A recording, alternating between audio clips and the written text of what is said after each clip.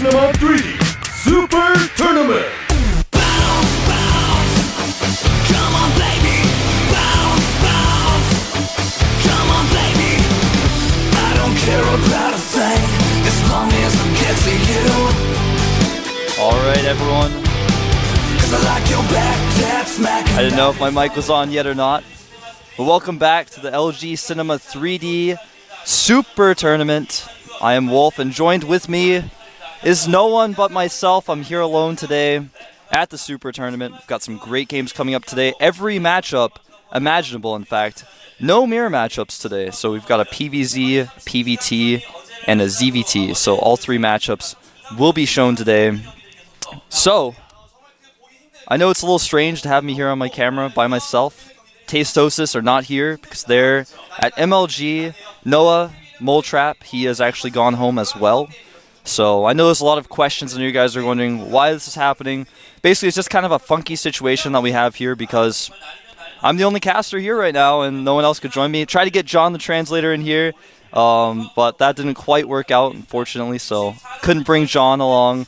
I just brought my two imaginary friends. They're both actually sitting here or standing here. There's no chairs, as you can see. I'm here by myself, but we've got some awesome games. First up, we've got jookTo playing against MVP Keen, and actually, I think jookTo is going to have his work cut out for him because his ZVT is pretty bad. In fact, here's the match results from yesterday. I am MVP, taken out by Slayer's Gonzi, and actually a very stunning series and a very surprising outset of that series, outcome I should say. Slayer's MMA took out Supernova 2-1, a pretty close series as well. Slayer's Ryung just barely edged out MVP Violet 2-1, and Ness T took out Startail Bomber, who actually missed his flight today, 2-0. And that series looked pretty strong. Actually, some people might even say he crushed him in that series. So those are yesterday's match results. Three Slayer's players advancing to the round of 16 yesterday. Now today's match, we've got MVP Keen versus OGS jookTo. TSL Trickster, I just spoke with him a moment ago, versus the best Foyu. MVP Genius versus Slayer's Min. Hong and Prime Wee versus TSL Revival. So a lot of variety of teams here today. In fact, 2 MVP players and 2 TSL players, but otherwise we've got pretty good variety of teams here. No team kills, not a whole lot of weird conflicts where you've got a ton of players playing on one day like we had yesterday. Just a lot of team variety. And every matchup, like I said, PVZs, 2 of them. Actually, 3 PVZs and a TVZ, so a lot of PVZ here today at the studio at the GSL Super Tournament. This is the round of 32, by the way. We will actually be giving interviews to the players after each win, so whoever wins the best of 3 will be interviewed at the end, and I'll have some producers translating for me in my ear. A lot of people actually ask me on my Twitter, can you speak Korean, Wolf? Well, actually, a little bit, but not really. I can order some food, can get around. If people ask me some questions, I can kind of figure it out, but more importantly, most people around here speak a little bit of English, and everyone looks at me and they're like, oh, you're an American guy, so I know that you probably can't speak Korean, so not a lot of people try to speak Korean to me, but I have had these few moments where people try to speak Korean to me, and I'm like, I have no idea what you're saying, and then I try to tell them in Korean that I don't speak Korean, and they just keep talking to me in Korean, but eventually you figure it out. So if you do come here to Seoul, Korea, and you come to the studio, there are a lot of English speakers here, especially in the studio, and you can find your way around pretty easily. In fact, there's guides on GOMTV.net. You can come down here, you can meet me or Tastosis when they're here. The players are all very friendly. A lot of people actually have been asking me if you can get jackets or shirts from the players, but you actually can't unless they like you or they give it to you in the crowd. But here are our players. First up, we've got MVP Keen. His GSL ranking is 70th, so he's gotten pretty high up in the ranking despite not playing that much recently. He made it to the Code A semifinals, was taken out there, but did make it to Code S in the up and down matches. And he took out TSL Rain in the Super Tournament 2-0. And he is a pretty scary opponent indeed. In fact, his win rate versus Zerg right now is 100%. And he's only played 4 games of it at the GSL, but he's won all 4 of those. So he's looking pretty solid, pretty strong here. There's a shot of him now. He's got his Gatorade in the background. He's cracking his knuckles. He's getting ready. He looks very calm and collected about today's match. So he's got that MVP shirt. There's, like I was saying earlier, a lot of people ask me, can you buy the shirts? Can you buy the jerseys? Not really. You just have to be lucky. Sometimes the coaches will give them out at the studio. So if you're lucky, you'll get one. If you want a jacket, you got to make friends with the coach. That's tough. All right, next up, we've got OGS jookTo, a Zerg player who a lot of people are kind of judgmental about, but as you see, his GSL ranking is 47th. He's got a lot of experience under his belt.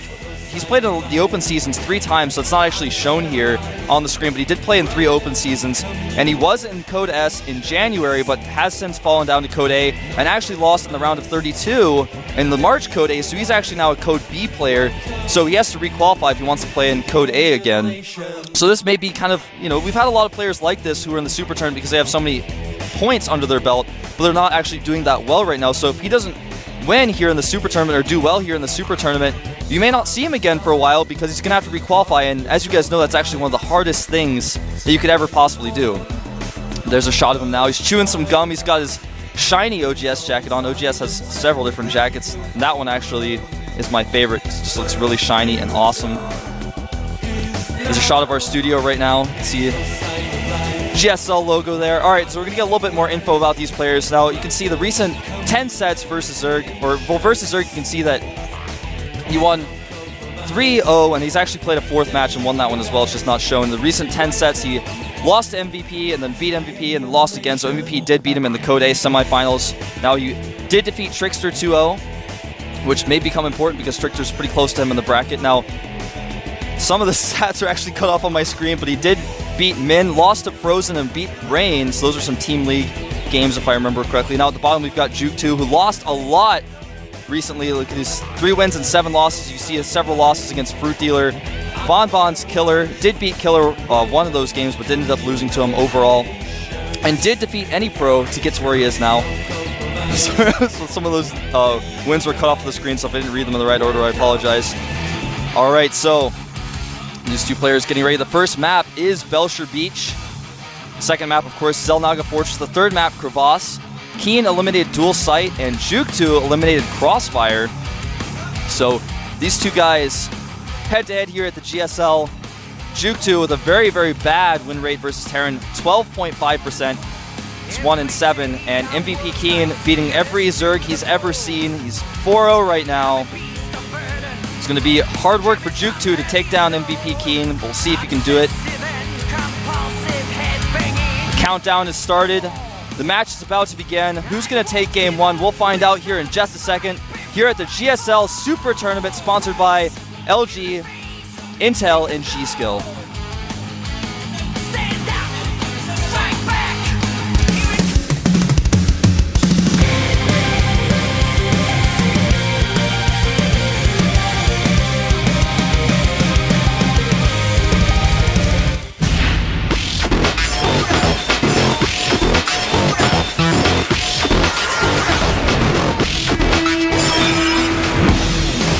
MVP King versus OGS jookTo. Alright, over here in the red, spawning as a Terran, he is on the team MVP. Great win rate versus Zerg, he is. MVP King. My first time doing intros here at the GSL, getting used to it. Alright, over here at the top left, a player on the team OGS hasn't been doing well against Terran recently. He is. OGS jookTo. Don't have as much time as I would have thought. Alright, there's a shot of jookTo now. So, the map is Belcher Beach, which is a relatively new map for those of you guys who haven't been tuning into the GSL. The natural is actually pretty wide open, so it's relatively hard to defend. And in addition, it's actually got 2 entrances, so a Terran player on this map might struggle to hold off Baneling attacks, Zergling aggression. He has to be very careful with his building placement, has to wall off correctly. It looks like it is going to be a Speedling expand coming out from jookTo right at the start. So, these 2 players, let's talk a little bit about them, a little bit more. I know it's a little bit strange. I do apologize, guys. I am casting by myself, and I don't have a lot of experience with it recently. I've done a lot of stuff in the past. So bear with me as I adjust and get used to this casting alone experience. Now, scouting SCV coming out for Keen.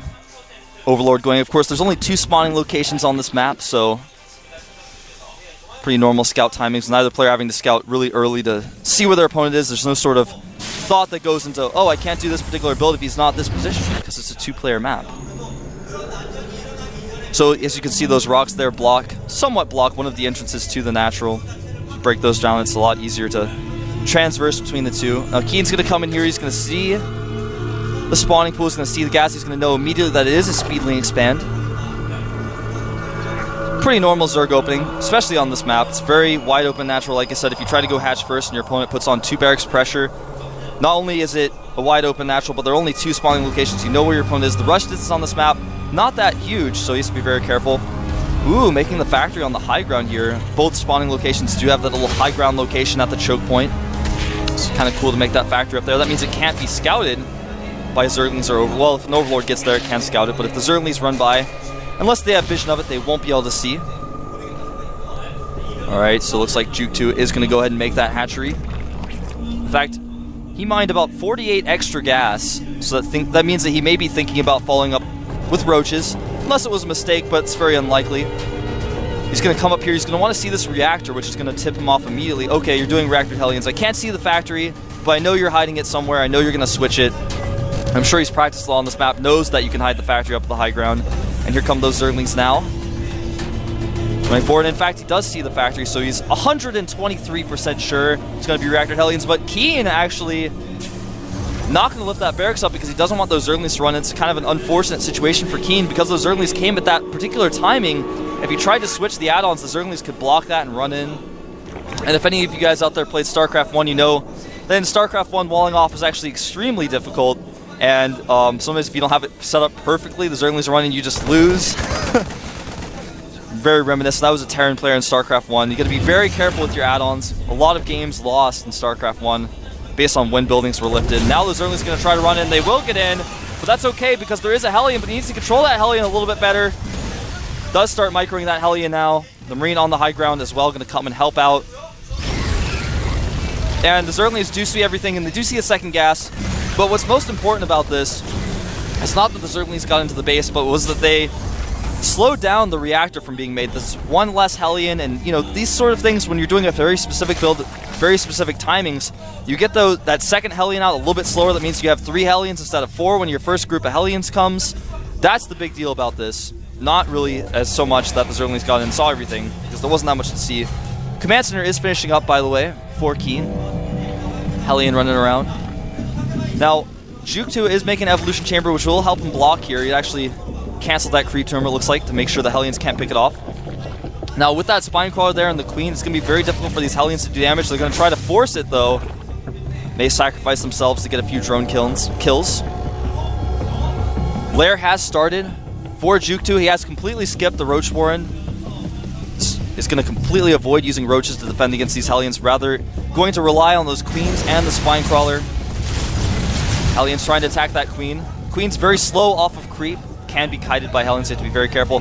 He actually immediately switched that reactor onto the starport. That's very interesting, making a Viking and a medevac. We've seen a lot of Terran players do that recently, where they get that Viking, hold that thought, here comes some Hellions, trying to pick off a creep tumor, not able to. But as I was saying, a lot of players recently have been making that one Viking with their first medevac so they can chase Overlords away, and we've seen 3 and 4 kills sometimes with Vikings, cleaning up those Overlords. That's very frustrating for a player like jookTo because he might get supply blocked. He no longer has the vision that he needs. Stim is about halfway done. A Baneling Nest has been started for jookTo. See, there's an Overlord getting shot down now. Nowhere to run, nowhere to hide. Viking has found him. This is a persistent Viking, unlike the Vikings we saw yesterday, who weren't quite so keen on killing those Overlords and dropships in certain cases. There's a shot of that Baneling Nest. Alright, SCV is being transferred here for Keen, so he's got his command center up relatively quickly. Has added 2 more barracks, he's got 2 reactors in the tech lab, so he's got that stim coming, he's going to get those combat shields immediately afterwards. So he's kind of transitioned into a very normal build. What he doesn't have, though, as far as I can see, is a factory with a tech lab, and no, he does not. So he's just now making that tech lab on that factory. Hellion does get caught by those Zerglings. So his siege tanks are a little bit late, but he wants to go straight into those medevacs, start doing bio drops, starting to control the map with that bio, rather than playing defensively. And I kind of like this, because he knows his opponent doesn't have that many speedlings. He knows the Baneling Nest was a little bit late. And until that Spire is done, which is about halfway done, by the way, until that's done, dropships basically reign supreme in this matchup, because you can't chase them with any unit except Mutalisk. You know, you're not going to make Hydras in ZVT. That's ridiculous, although we saw that the other day. All right, here's that drop. It is spotted by jookTo, so he is going to be able to force the lift. Does lose 1 Marine. Oh, he actually saved that Marine. Close call there. It's a lucky Marine. He even got all of his health back before he got in that medevac. Another drop here at the gold base. Going to try to position these Marines in such a way that Zerglings can't surround them. Trying to chase that Queen down to scan. Might want to lift those up though, because more Zerglings are going to run in. Does lose 2 of those Marines this time. Queen wants to chase that dropship down. Baneling speed is nearly done. Siege mode is getting closer to being finished. Combat shields as well right now for MVP Keen. Viking looking for more overlords. Now, that Spire is done and 6 mutas are on the way, and once those mutas come out, you can't really use the dropship to harass as well as you'd like to. It becomes very difficult, because if your opponent spots it, not only can you not drop, but you'll lose your dropship and all of your Marines. So it just makes dropships not very cost effective as a means of harass once those get out. A few Banelings being morphed in here for jookTo. Now jookTo hasn't taken a 3rd base yet. Just playing it very safely, very passively here, getting those mutas out, trying to control the map with those first, and I respect that decision. Looks like he may be keen on getting that gold base. He is destroying those rocks with the Zerglings. And now the mutas, see a shot of them now. They're the scariest thing you could ever see when you play against a Zerg player. They come in there and wreak havoc everywhere. Here they come, going to try to kill some of these SCVs. There is a missile turret in place, and some Marines are ready to defend, so they're going to have to get out of there pretty quick. Does get away. Forces some stims, and basically if you don't kill any SCVs with your mutas, you have to run away from missile turrets. Okay, because you kept your opponent in his base for a little bit longer. You may have forced a stim. Alright, jookTo actually going to take that top right base rather than taking the gold base immediately, but does have the option of taking the gold whenever he'd like, because it did destroy those rocks. And it looks like Keen is going to push out through the center here. Does have +1 attack, as was just highlighted by our Korean observer. He's a great guy, by the way. ID is Startail Legend. It's not Jay, one of our producers, as many mistakenly think. Some mutas getting caught in a funky position. Oh no, a lot of mutas getting isolated here. Wants to pick off those tanks, and now his army is kind of out of position. Those tanks can go right to that 3rd base of jookTo. Target it down immediately. And here come some Zerglings running in here. Actually, it's a nice counterattack here by jookTo. It did, of course, lose that 3rd base. The Baneling's coming in, running through. The SCV is pulled away, and he does kill a lot of those Marines. And in fact, the production facilities are camped now. Here comes Keen, though, running into the natural, stimming a lot of those Marines. There's not really much here to defend, but a lot of SCVs going down to these mutas. Somewhat of a base trade here, but I think that Keen definitely getting the better end of the stick here. He's killed the natural. He's going to kill that evolution chamber. There's nothing really stopping him from running into the main, taking out tech structures, whereas jookTo can't even necessarily finish off Keen. Keen can even send some of his Marines back to defend. jookTo looking like he is in so much trouble right now. Blair is starting to come under fire. So many Marines, even the siege tanks guarding the entrance. Zerglings popping out, but they're coming out in so few numbers. The Marines are just targeting them down. And jookTo, so meanwhile, yeah, he's in the natural, killing that tech lab on the factory, starting to clean things up, but basically, Keen can just send some of his units back, and he'll be fine. Now, meanwhile, jookTo has taken that base over there at the right. You just got a shot of it. That is basically his only hatchery he has left, so he's not going to be revealed now, but that's the last hatchery he has left, and if Keen finds that, it's basically going to be game over. In fact, I'm looking on the map right now on my secondary screen. He's got 1 extractor in that hatchery. Those are the only structures he has left, excluding creep tumors, of course, which don't count.